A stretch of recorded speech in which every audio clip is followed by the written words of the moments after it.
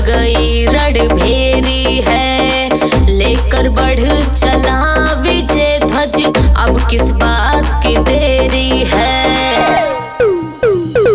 हुआ है शंखनाद युद्ध का, बज गई रणभेरी है, लेकर बढ़ चला विजय ध्वज, अब किस बात की देरी है।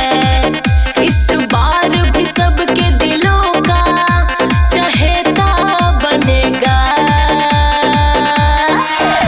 हमारा भारत, हमारा भारत।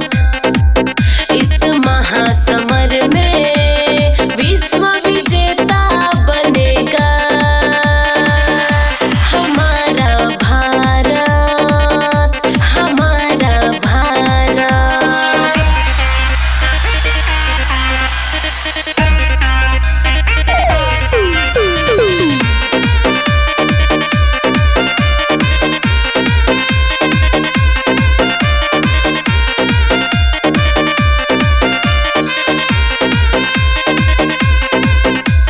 बनकर सारथी कृष्ण रूप में रोहित ने रथ को संभाला है, लेकर बल्ला गांडीव की तरह विराट ने सबको रण में ललकारा है।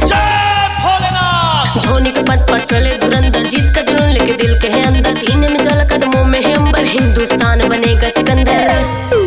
भारत माता की जय हिंद का हर बेटा बोलेगा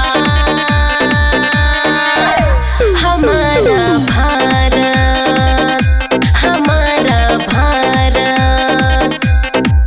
इस महासमर में विश्व विजेता बनेगा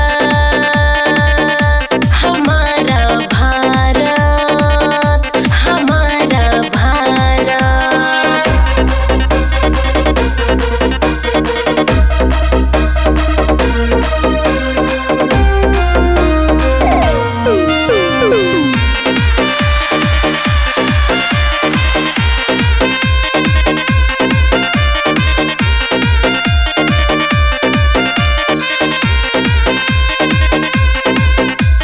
शुभमन गिल श्रेयस अय्यर राहुल किशन जैसे बाहुबली गरज रहे हैं, सर जडेजा पांड्या शार्दुल जैसे ऑलराउंडर बरस रहे हैं।